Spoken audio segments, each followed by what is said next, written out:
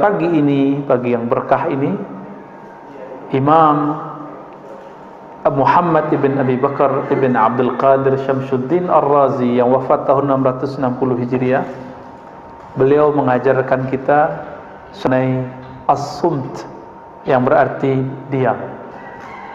Bagaimana caranya diam? Diamnya orang yang tidak ahli, ya tidak berkomentar.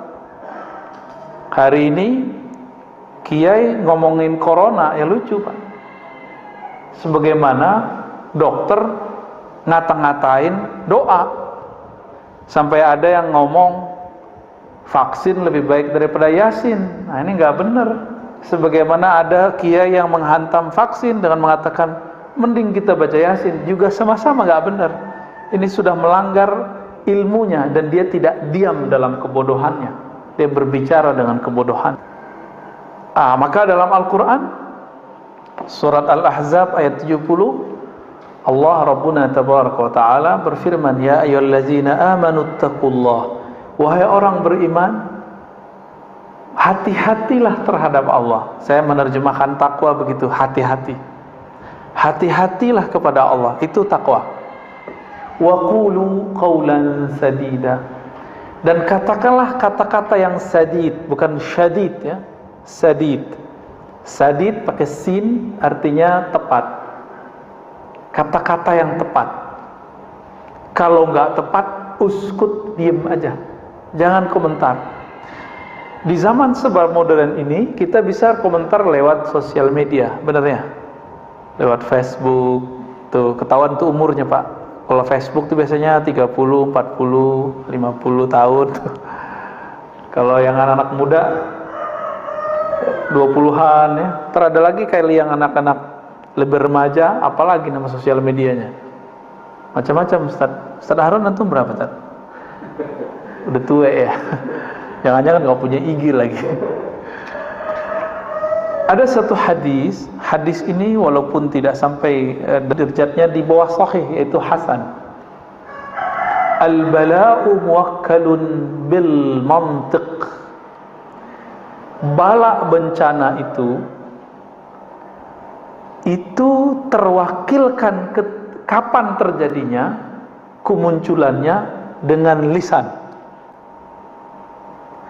Karena semua orang mengatakan Indonesia ini negara bobrok beneran Pak. Ya, anak muda udah berani ngomong Indonesia bobrok, ya bobrok sampai ke sana. Itu muwakkalun. Ya, coba hentikan ngomong itu. Sehari aja kita nggak ngomong gitu, langsung diberkahi Pak hari itu. Pemimpin kita zalim, iya emang pemimpin itu lawannya kawannya dua aja, nggak zalim adil. Begitu dari dulu. Kalau nggak zalim adil, nggak zalim adil. Coba bisa nggak diganti redaksinya? Pemimpin kita misalnya nih zalim, oke. Coba ganti lafaznya. Pemimpin kita belum sempurna keadilannya. Pemimpin kita baru berusaha adil, belum adil gitu. Bisa nggak gitu Pak? Lafaznya dihaluskan gitu. Kenapa? Karena bala bencana turun kalau lafaz sudah keluar di sini. Kata-kata keluar di sini. Bisa ya? Kita mau ngomong keras tapi keluarnya lembut, bisa nggak? Mau ngomong negatif tapi bahasanya positif, bisa nggak? Misalnya dokter nih, ukuran dia pasien ini umurnya 3 hari lagi. Emang dia ngomong ke ahli warisnya, gimana keluarganya? Dah, kamu diam aja, ntar 3 hari lagi paling. Emang begitu? 3 hari lagi mati? Apa begitu? Gimana? Bahasa yang bagus gimana? Doain bapak ya. Ya, semoga diberikan yang terbaik. Itu aja Pak, itu lebih baik. Maka dalam hadis Nabi, ketika ada orang sakit keras, itu ada yang, ya Allah mati aja, saya mati aja gitu. Dalam hadis itu kejadian Pak. Ternyata karakter itu sampai hari ini kita lihat, Masya Allah kawan saya yang alumni Corona Delta itu cerita ya. Kita juga alumni Pak, tapi bukan alumni yang baru ini. Dia nggak dapat ruangan di rumah sakit dan dia menyaksikan keluhannya nggak lama kejadian. Oh, mati ya Allah, mati beneran. Coba rasa harap hidupnya masih ada, Allah hargai dia. Jadi kalau ada orang ngomong-ngomong begitu, ya Allah daripada sakit ini mati aja, tegur Pak orangnya. Tegurnya gimana? Kamu udah dapat jaminan kalau mati masuk surga. Kalau sudah dijamin, mati aja. Udah dijamin belum Pak? Belum. Betul, orang yang mati karena taun ini salah satunya virus, itu masuk syahid. Kalau dia ridho. Kalau dia nggak ridho, nggak mati syahid ya. Nah, ini kabar gembira plus kabar pahitnya. Sahabat-sahabat kita, orang-orang tua kita, orang-orang ya dekat kita, tetangga kita yang meninggal karena corona ini. Lalu dia ridho, dia syahid. Tapi kalau dia ngomong kayak tadi, mati aja, Tuhan kok begini amat, jahat amat. Udah, gimana orang begitu mau syahid? Ya, sakit kali Pak ya. Orang kayak gitu bukan syahid tapi sakit jiwanya, sakit rohaninya. Nah, ini hati-hati nih. Al-bala muwakkalun bil mantiq. Bapak nih tengkar sama istri terus ngomong, kamu kalau begini terus saya stroke nih. Tunggu aja Pak. Nah, gimana biar supaya nggak stroke, nggak jadi? Bapak bayar dengan puasa atau sedekah, kafarah namanya. Bayar sedekah Pak. Yang baik. Ya Allah ampuni saya, lisanku berkata tidak benar. Ya. Kamu kalau begini kita cerai nih, nunggu waktu cerai aja Pak. Ya, tinggal nunggu waktu cerai. Jangan ngomong begitu. Ya. Marah ke anak. Kamu nih bodoh amat, bodoh beneran. Diam aja kalau kita kesel ngajarin anak, kan ini sekarang zaman-zaman anak-anak sekolah di rumah ya. Kesel aja, tapi jangan bilang anak bodoh, anak bandel, jangan ngomong gitu. Itu bala bencana tuh. Kalau pernah lakukan istighfar, ya, dipegang kepala anak kita. Jangan-jangan kita ngajarin anak kita nggak pakai doa. Ya, ini nih ibu-ibu, bapak-bapak ngajarin anak pakai doa nggak? Makanya marah mulu. Kalau pakai doa, mau marah nggak jadi Pak. Mungkin kita menghindar. Ini rahasianya. Baca Fatihah dulu, biar gak marah-marah mulu. Ya.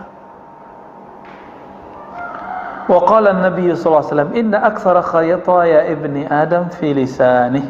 Tabrani dan Imam Al-Baihaqi, maknanya sahih ya, kualitasnya hasan li ghairi.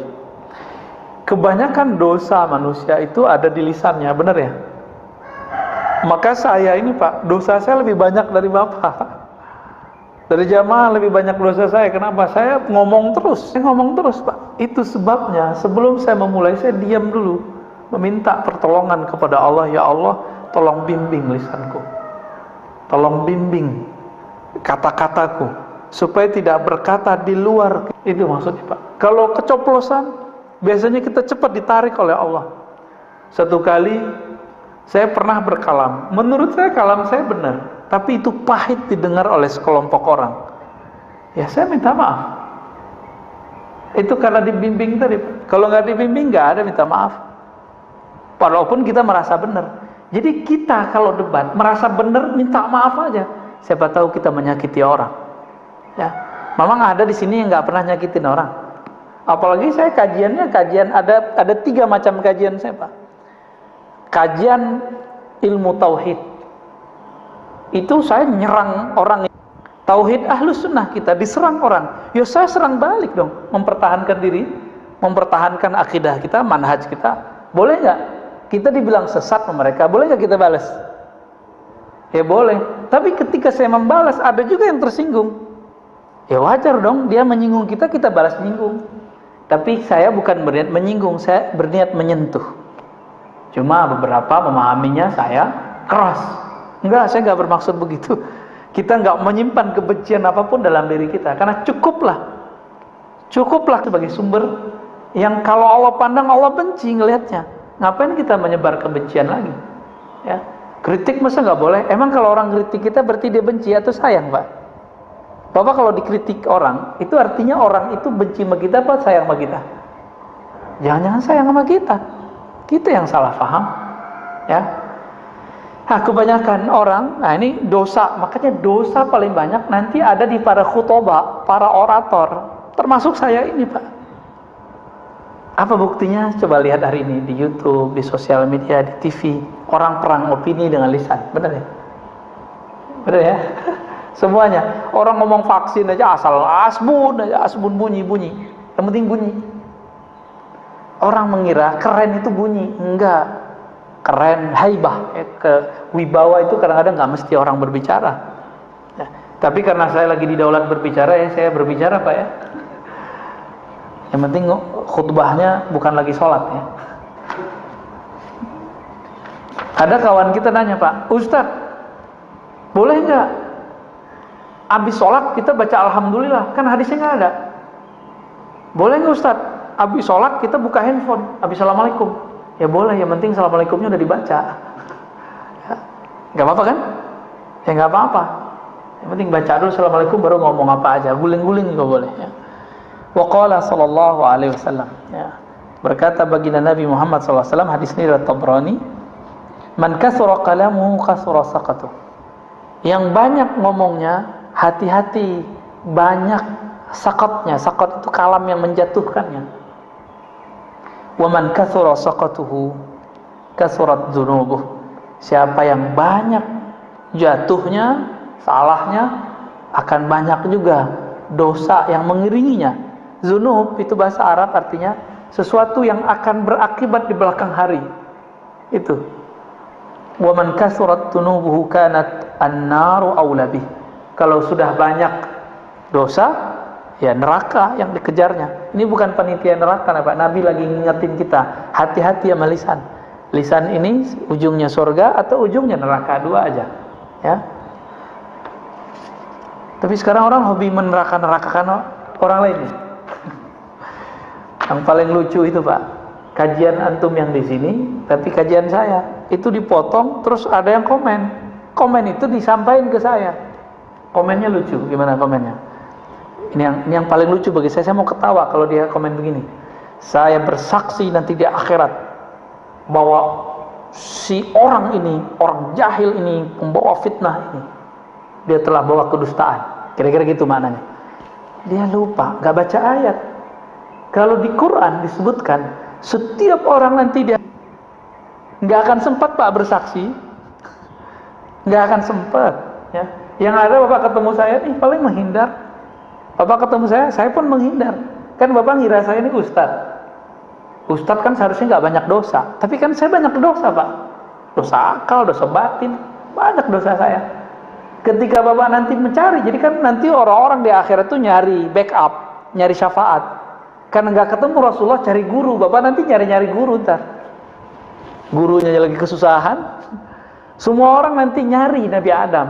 Nabi Adam bilang dari surga. Kata Nabi Adam, cari Nuh. Nuh juga bilang begitu. Nuh mengatakan, dulu umatku aku doakan hancur. Datang ke Ibrahim. Ibrahim mengatakan, saya pernah bohong 2 kali. Bohongnya itu benar loh Pak, Nabi Ibrahim. Itu beliau merasa nggak bisa memberi syafaat orang. Sekarang mursyid sok-sokan, udah sering bohong, sok-sok bisa nyelamatin murid. Ustadz dengan jamaahnya sok-sok bisa menyelamatkan murid. Ngancem-ngancem orang dengan neraka. Nauzubillah min dzalik. Nauzubillah min dzalik. Nabi Ibrahim bohongnya benar. Itu beliau malu untuk membantu umat manusia. Lalu kita siapa? Dengan dosa-dosa yang kita lakukan setiap hari, melihat handphone, melihat dunia, melihat TV, mikir yang nggak benar, ngomong, komentar yang nggak jelas. Terus antum bisa mau selamatin orang? Ya, mau ustadz kan, mau kiai kan, mau habib ya sama. Sama semua. Hatta Nabi Isa, hatta Nabi Musa. Apa kata mereka? Itu fa'tu Muhammadan. Datanglah kepada Muhammad. Makanya Nabi Muhammad ngomong, Anal Fatih, akulah yang menutup. Maka muncullah salawat, namanya salawat Al-Fatih. Itu dari situ tuh hadisnya. Jangan dikira itu bid'ah ya. Salah satu salawat favorit saya setelah salawat Ibrahimiyah yang kita baca dalam salat ya, dalam tasyahud.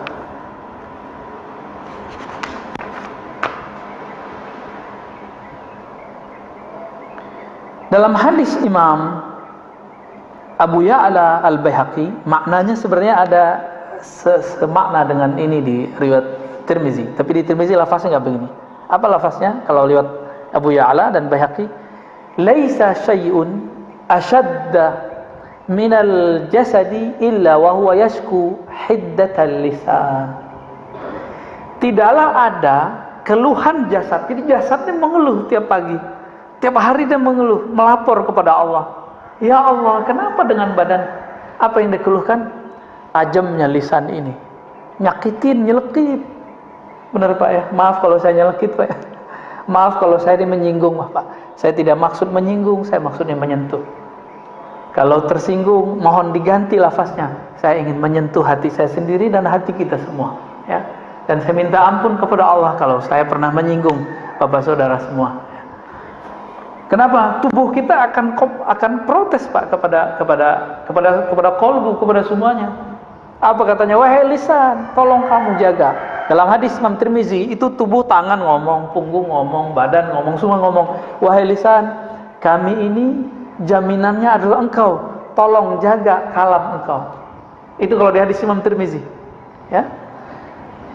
Maka hadis yang sering kita dengar, ini pedas sekali Rasulullah ngomong, man kana yu'minu billah wal yawmil akhir falyakul khairan aw liyasmut. Hadis sahih, ya. Hadis sahih Bukhari.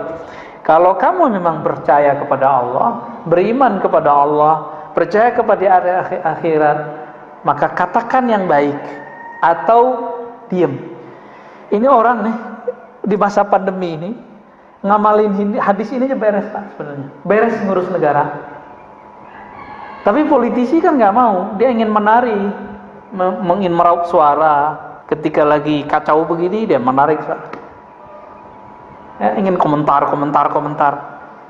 Belum lagi buzzer ya, buzzer kita bingung nih, buzzer siapa nih? Buzzer A apa buzzer B? Sampai kita bingung Pak. Cuma saya alhamdulillah belajar juga fikih jurnalis. Nah, itu kita tahu tuh ya, model-modelnya, dia arahnya kemana, tujuannya kemana. Jadi kalau ada buzzer-buzzer yang nggak saya tertarik, saya skip aja Pak, karena ujungnya sudah jelas, ya. Baik. Rahimallahu imra'an sakata fasalima wa qala khairan faghanima. Ya. Ada suatu ungkapan dalam riwayat Dailami. Rahmat Allah semoga tercurahkan kepada seseorang yang diam sehingga dia selamat, atau dia berkata yang baik sehingga dia mendapatkan manfaat, ya. Man samata naja wa man najatu qala ihfaz 'alaika lisanak wabki 'ala khati'atik. Nabi SAW bersabda, ya, cuma ini riwayatnya semakna dengan ada di riwayat Imam Tirmizi. Siapa yang diam pasti selamat. Apa itu keselamatan wahai Rasulullah? Rasulullah mengatakan ihfaz 'alaika lisanak. Jagalah lisanmu dan tangisilah kesalahanmu. Ya. Menangis itu karena tersentuh atau tersinggung. Mirip-mirip ya. Kita tersinggung nangis juga, tersentuh nangis juga. Ini maksudnya sentuhlah hatimu sehingga dia menangisi kesalahan masa lalunya. Itu dia. Maka Imam Abu Bakar Ar-Razi mengatakan as-sumtu salamatun wa huwa al-aslu wan nutqu 'aridun. Ini perkataan ulama ahli hakikat. Diam itu adalah asal keselamatan. Berbicara itu adalah awal dari kebinasaan. Maka hati-hati ketika berbicara. Kalau sekarang orang nyebutnya apa? Jejak apa namanya? Jejak digital ya. Ya Allah salimna. Semoga Allah selamatkan kita ya. Amin. Maka saran kepada diri kami dan teman-teman santri mahasiswa, jangan berfatwa dulu, jangan berkomentar terhadap suatu isu keagamaan dulu sampai kita matang di bidang itu. Sehingga orang nanti jika track kita dicek ini, kalau bahasa hadisnya ditakhrij, dicek. Ini orang berubah-ubah nggak? Ketahuan Pak nanti. Konsisten nggak dia? Nanti ketahuan. Ini digoda dikit sama ini berubah, digoda ini sama ini berubah. Ada yang berubahnya per minggu. Tadi bilang bid'ah. Tadi bilang haram, karena kemudian didesak orang nggak bilang haram. Lagu Indonesia Raya ya. Ada yang ketawa nih. Ini bukan mau menyinggung, ini menyentuh ya. Kalau sebelum ngomong, pikirkan dulu. Jangan ngomong dulu baru mikir. Gitu maksudnya. Matengin dulu bahan kita, baru komentar. Makanya sebenarnya Pak, ini mohon maaf ya. Dulu guru kami, Imam Besar Istiqlal yang lama, Kiai Haji Mustofa Yaqub, itu paling gak suka tanya jawab langsung itu. Tapi sekarang kan zamannya harus tanya jawab langsung. Itu juga sebabnya, kalau tanya jawab langsung ini berbahaya, gak usah dijawab. Bukan berarti si Ustadz gak bisa jawab, dia bisa jawab, tapi kalau berbahaya gak usah dijawab. Gitu, ya. Membahayakan dirinya, membahayakan pendengarnya, membahayakan jamaahnya. Nggak usah dijawab. Wala taqfu ma laysa laka bihi ilm. Kalau kamu nggak betul-betul paham, nggak usah komentar. Gitu. Ntar berubah lagi. Ya. Dulu ada seorang ustadz mengatakan apa? Haram pakai Sayyidina. Yang bilang Sayyidina Muhammad itu dia lebih pintar, lebih mulia dari Rasulullah. Bulan depan ganti Pak. Karena ada yang bertanya, mungkin mendesak, saya nggak tahu, berubah. Dia nggak memikirkan dulu sebelum berfatwa. Kok harus ada orang negur dulu gitu? Ya. Waqtalafan nas fi tafdili ahadihima. Sebenarnya lebih afdol diam atau berbicara kebaikan. Kira-kira nih kalau saya duduk di sini, bagusnya saya diam atau ngomong Pak? Serius? Boleh nih saya ngomong deh. Jadi kalau posisi saya di sini nih, bagusnya saya ngomong apa? Diam. Ngomong apa? Khairan. Khairan itu artinya dua Pak ya. Pertama, pilihan kata terbaik. Yang kedua, khairan itu yang, kalau tadi pilihan, sekarang yang terbaik terpilih. Kalau tadi kita pilihin, sekarang akhyar, yang terbaiknya itu khairan.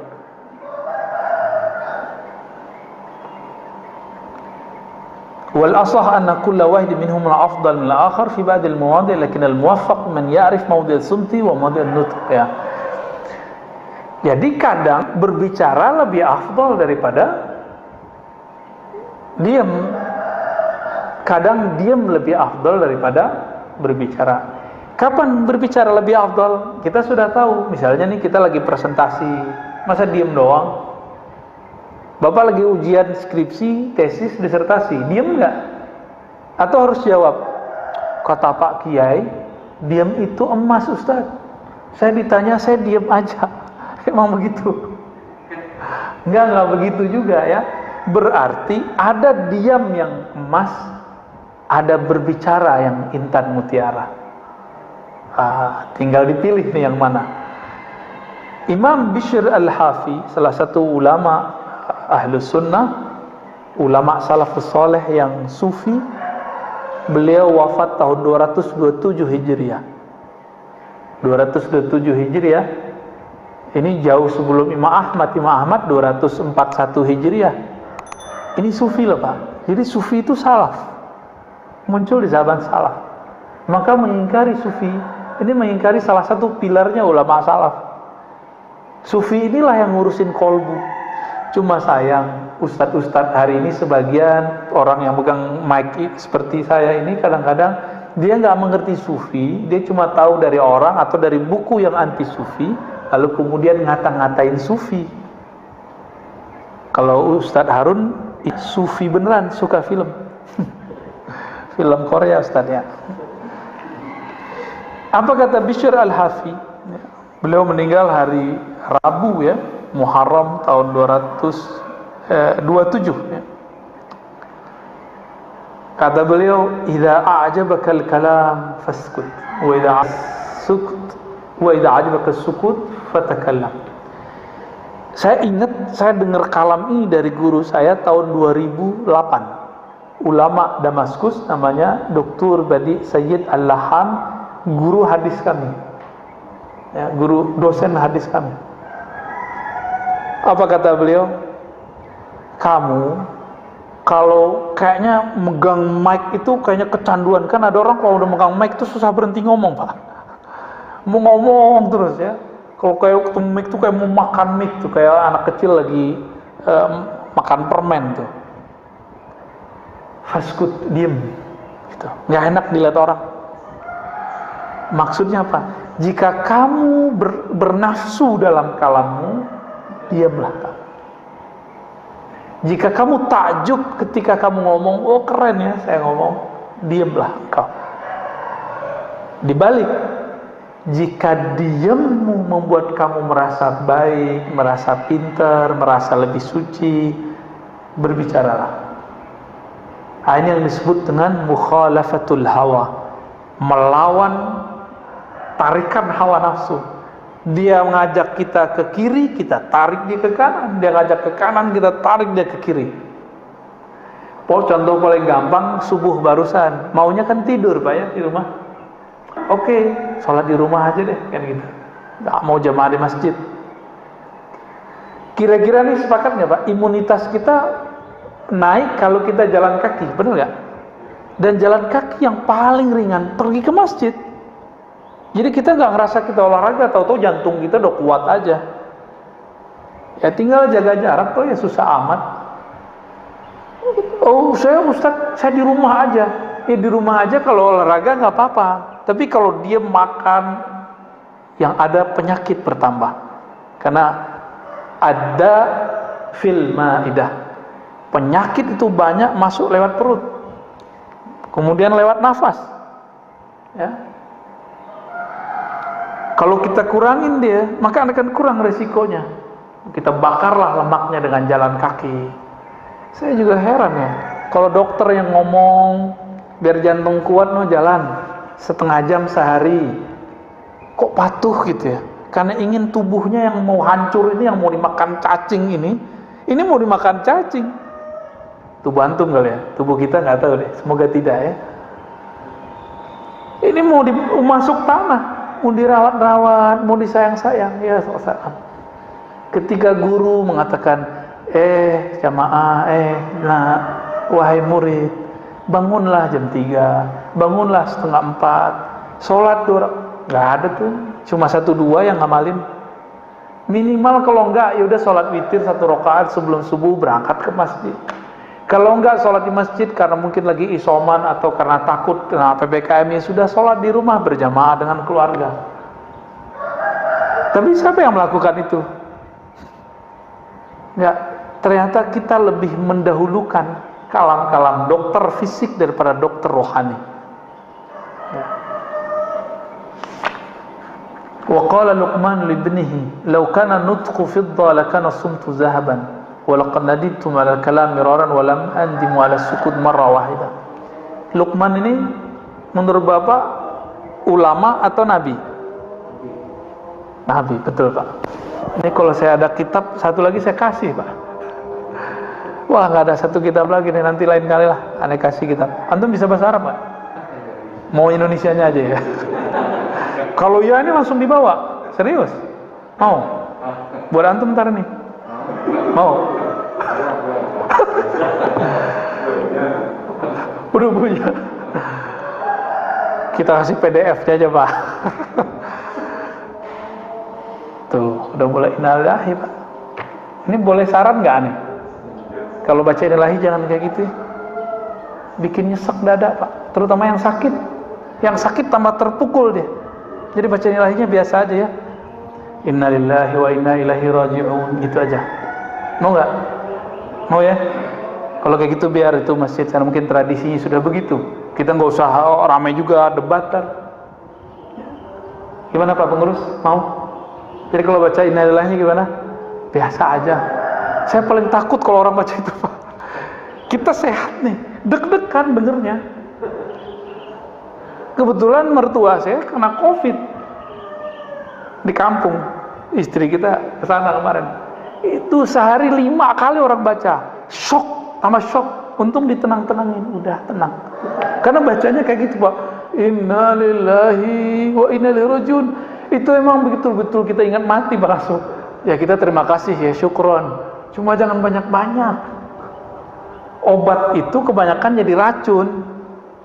Itu kan obat supaya kita ingat mati. Dia sudah sakit. Di mana-mana orang sekarang banyak yang kena corona. Dia lagi terpuruk ngos-ngosan dengerin begini mati aja. Nggak sembuh-sembuh nanti. Tuh, lagi itu diulang 2 kali kan? Itu masih mending Pak, di tempat saya itu 15 menit 1 orang. Disebutin keluarganya, waduh Masya Allah. Ya, mending kalau meninggal 1, meninggal 5, bisa 5 jam dia ngomong. Tapi mungkin itu tradisi. Saya nggak akan mengingkari juga tradisi mereka. Tapi kalau masjid ini masjid orang-orang yang teredukasi dengan baik, ayo perbaiki ya. Kemarin-kemarin gimana? Begitu nggak? Enggak ya. Kalau perlu nggak usah diumumin. Zaman-zaman COVID nggak usah diumumin kalau perlu. Cukup lewat WA aja. Karena itu menyesakkan sekali untuk orang-orang yang sakit. Kalau bagi kita sih kabar penting. Tapi kalau bagi orang-orang yang sedang sakit ini betul-betul menyesakkan dada bagi mereka. Ini bagian dari diem nih. Mohon maaf ya, bapak-bapak yang sering baca. Luqman sebenarnya beliau seorang nabi. Jadi gini rumusnya. Di zaman sebelum Nabi Muhammad, siapapun yang diberi ma'rifatullah pasti nabi. Tapi kalau cuma diberikan wirid, suka ibadah, belum tentu nabi. Sama sekarang, kalau ada orang diberikan ilmu mengenal Allah di kolbunya, pasti wali. Kalau dia cuma rajin ibadah, belum tentu wali. Orang soleh aja. Tapi orang soleh kan bisa tergelincir lebih parah. Ada seorang soleh, alim, tapi tidak bermakrifat. Didatangi oleh orang yang suka membunuh. Yang dia bunuh udah 99. Masih ingat kisahnya? Apa kata dia? Ente dia bunuh 99 orang. Nggak ada. Dia putus rahmat Allah. Padahal Allah tidak pernah memutus rahmatnya. Orang ini ntar kaget Pak kalau masuk neraka. Yang dia kata-katain masuk neraka, masuk surga. Yang bunuh dia siapa nih? Si Algojo ini. Siapa antara yang masuk surga? Yang bunuh dia. Karena dia ada harapan pengen kembali. Maka kepada diri kita, diri saya yang bermaksiat, diri kita yang bermaksiat, jangan putus asa. Jangan putus asa kepada Allah Subhanahu wa ta'ala. Kata Sayyidina Luqman kepada anaknya, "Lau kana nutku," seandainya dia ngomong itu koin perak ya. Lakana sumtu zahaban, maka diam itu adalah koin emas. Walaqad nadimtu 'alal kalam miraran wa lam andimu 'ala sukuti marratan wahidah. Nadima yandam lan andam 'ala sukuti marratan wahidah. Aku sering menyesali kalamku berkali-kali. Ngomong sekali, nyeselnya berkali-kali. Pernah nggak? Kok saya ngomong gitu ya? Pernah nggak? Dan orang yang banyak ngomong bukan pada tempatnya, dia akan ngomong gini, aduh gimana? Dulu awal-awal saya khutbah Pak, awal-awal saya ceramah, kadang-kadang yang belum pantas kita bicarakan. Itu selesai khutbah atau ceramah, itu kepikiran dulu, ya Allah, kenapa saya ngomong begitu? Ternyata kita lupa rumus-rumusnya. Sebelum ceramah, minta perlindungan dulu kepada Allah, minta bimbingan Allah Subhanahu wa ta'ala. Koneksikan hati kita dengan kecintaan kepada Rasulullah, kepada ulama-ulama waliullah, baru kemudian kita ngomong. Semoga dalam bimbingan Allah Subhanahu wa ta'ala. Dan aku tidak pernah menyesal dari diamku, ini kata beliau ya. Wa'alam anna sumta ala nawain. Diam itu ada dua macam. Diamnya orang awam, diamnya khawas, para wali.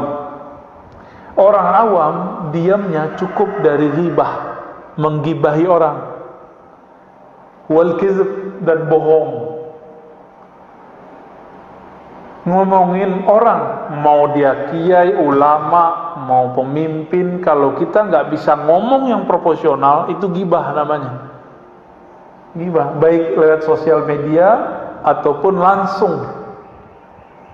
Jadi kalau kita dengar berita, nggak bisa komentar baik, diem aja. Ini kalau ini diamalin aja Pak, ini beres kan negara kita. Cuma karena semua orang ngomong, di rumah kita aja pasti ada yang suka komentar terhadap semua apa yang terjadi di negara ini.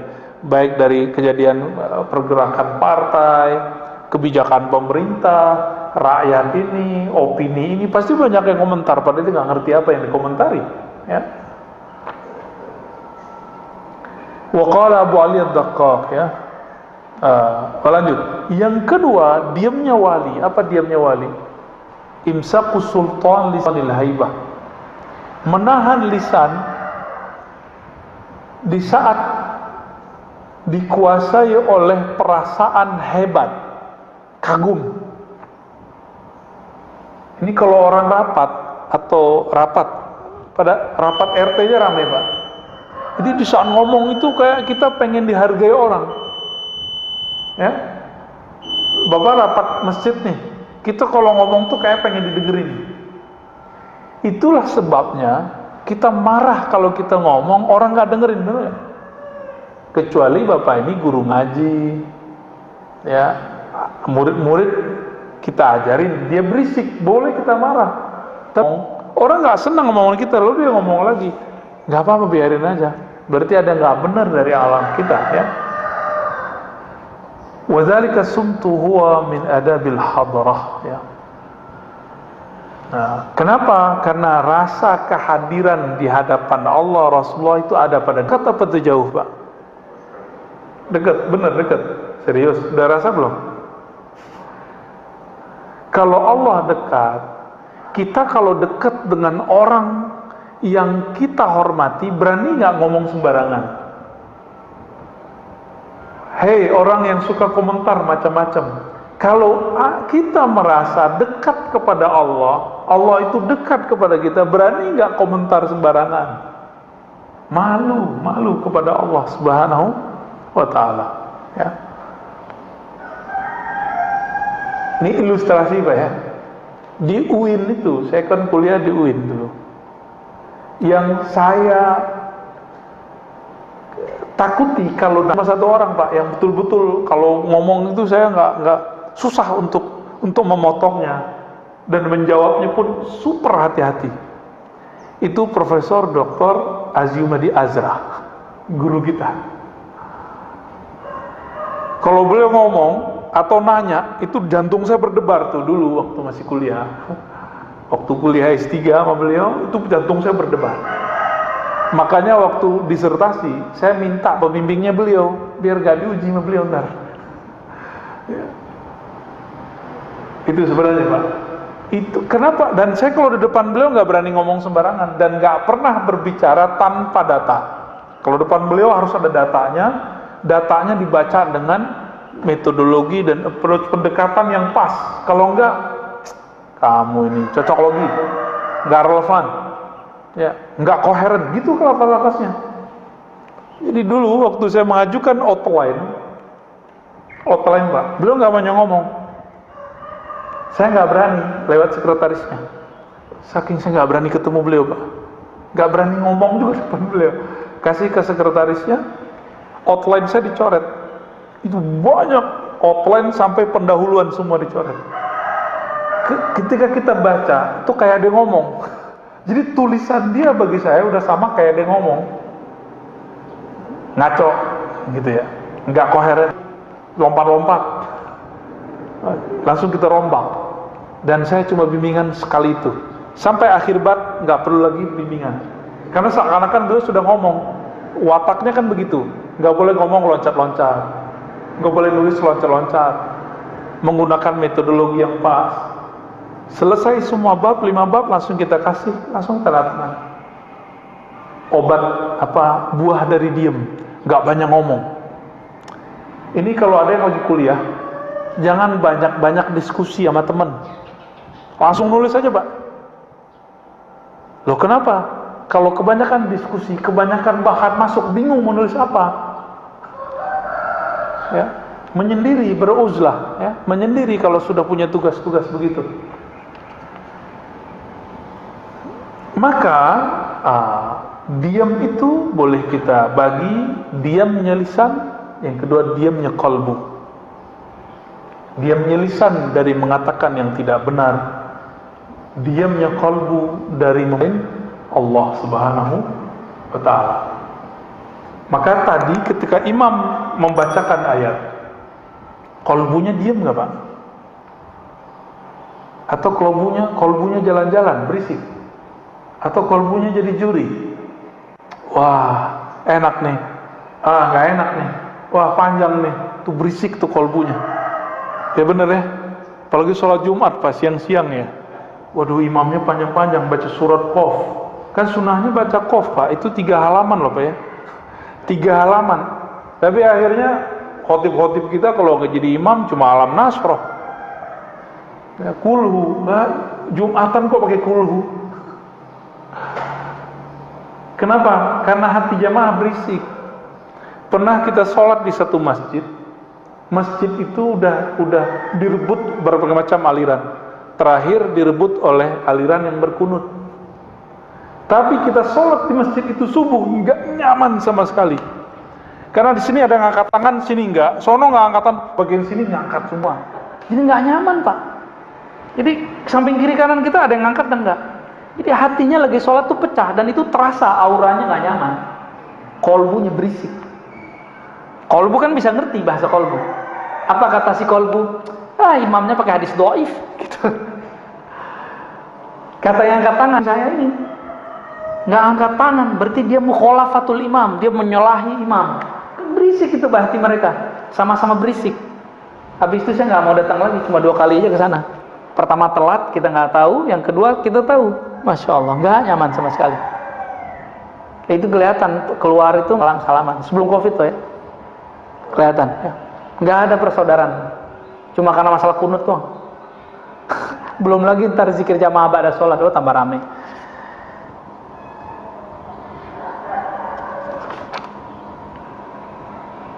Ridho, Pak. Ini bagian terakhir nih. Apa beda tawakal sama ridho? Tawakal itu sumtu qalbihi an talabi rizki. Orang tawakal itu dia ngerti Allah itu ngasih rezekinya, time-nya sudah jelas. Maka dia diam, enggak ngeluh. Sumtu qalbihi, diam kolbunya dari menuntut. Ini contoh, Bapak belum diam nih. Ustadz, saya udah doa, tapi kok belum dikabulkan, berarti kolbunya belum. Kapan ya? Berarti kolbunya berisik gitu.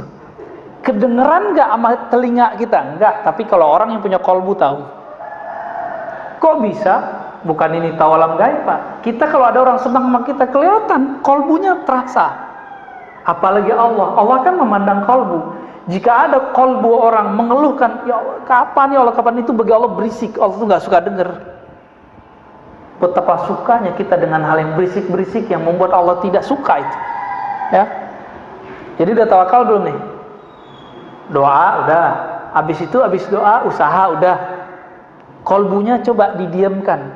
Jangan nuntut lagi, udah jalani aja. Lalu ridho apa di atasnya? Sumtu qalbihi an harakatil i'tirad. Kolbunya diam, tidak suka mengingkari, mempertanyakan, meragukan janji-janji Allah. Jadi Bapak ini kalau sudah ridho belum sama Allah nih? Nuntut corona selesai atau nuntut Allah ridho kita dalam corona? Pilih mana, Pak? Corona selesai Allah nggak ridho, mati. Corona selesai Allah nggak ridho, atau pilih Allah ridho dalam corona ini? Pilih mana, Pak? Maunya Ustaz corona habis Allah ridho, nanti Pak Imam Mahdi keluar. Lama. Kalau sekarang apa tuntutannya? Ridho nggak hidup di zaman Covid? Ridho. Oke, maaf, antum umur berapa? 43. Oke, Covid baru 2 tahun kan? Berarti 41 tahun nggak ada corona kan? Jangan lupakan itu. Bernostalgia nggak berangkat kerja macet-macet? Sekarang nggak kan?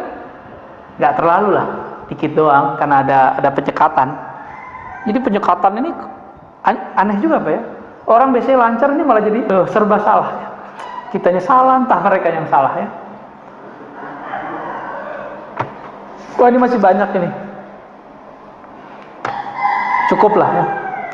Al-arif idza takallama malak wal muhibbu idza takallama halak. Silakan diartikan sendiri yang bisa bahasa Arab. Ya, kira-kira itu Ustaz. Ada yang mau diskusikan? Oh, tanya sebentar. Ya.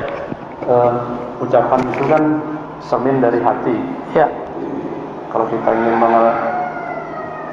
mengelola ucapan kan harus mengelola hati.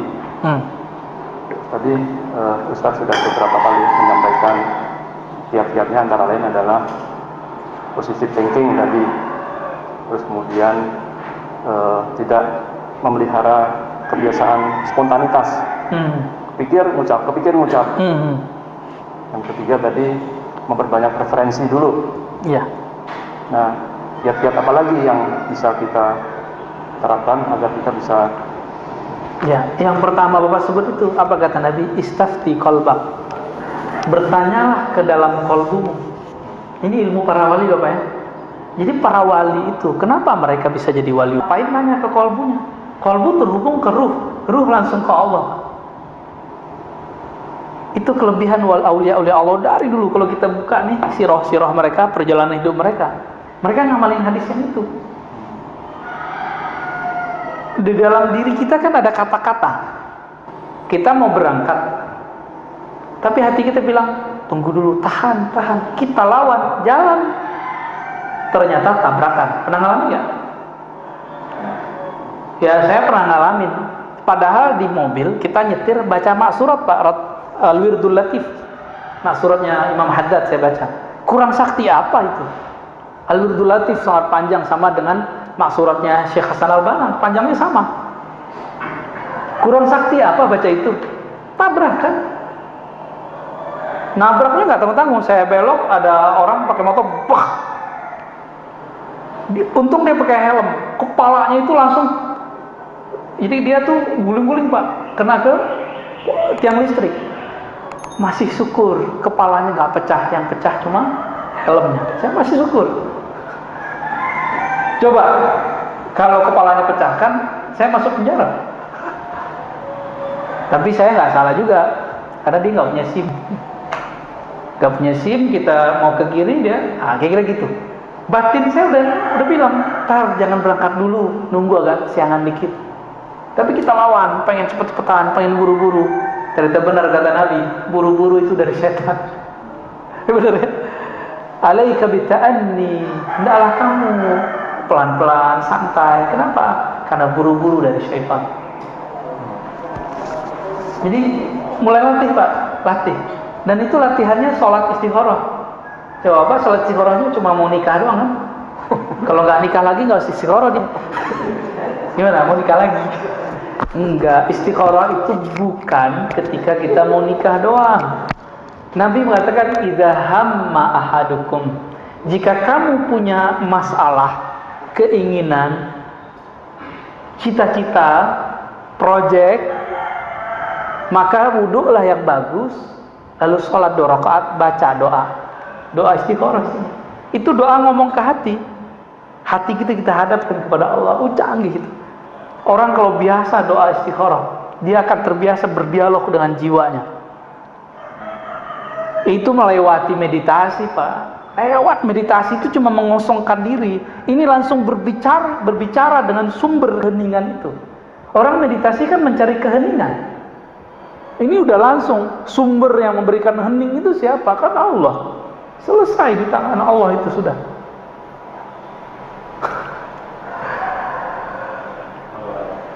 Ya, udah cukup. Waduh, antum mau nambah? Nah ini Ustaz, kalau dosa yang mulut itu kan dikalang kurang bagus ya. Nah, terus kalau jari itu gimana Ustaz? Itu sama nggak dengan kalau kolbu itu punya makna, diterjemahkan oleh lisan. Karena dulu sosial media itu cuma ngomong. Orang Arab kan pakarnya ngomong, maka mereka bisa mengubah kalam dengan syair-syair yang indah. Sekarang lebih canggih. Sekarang pakai apa? Isi kolbu bisa diterjemahkan tidak hanya oleh lisan, tapi bisa diterjemahkan oleh jari. Semuanya diminta persaksian. Itu juga. Maka kalau ditambah nih, antum canggih juga ya. Kayaknya emang harus ada kitabnya nih ya. Diamnya jari, tidak berkomentar kecuali yang baik. Dalam sosial media ya. Jadi sumut, diamnya jari ketika dia tidak berkomentar, tidak memberikan tanggapan, kecuali tanggapan itu baik. Karena semuanya dipertanggungjawabkan di sisi Allah. Itu berbicara juga tuh.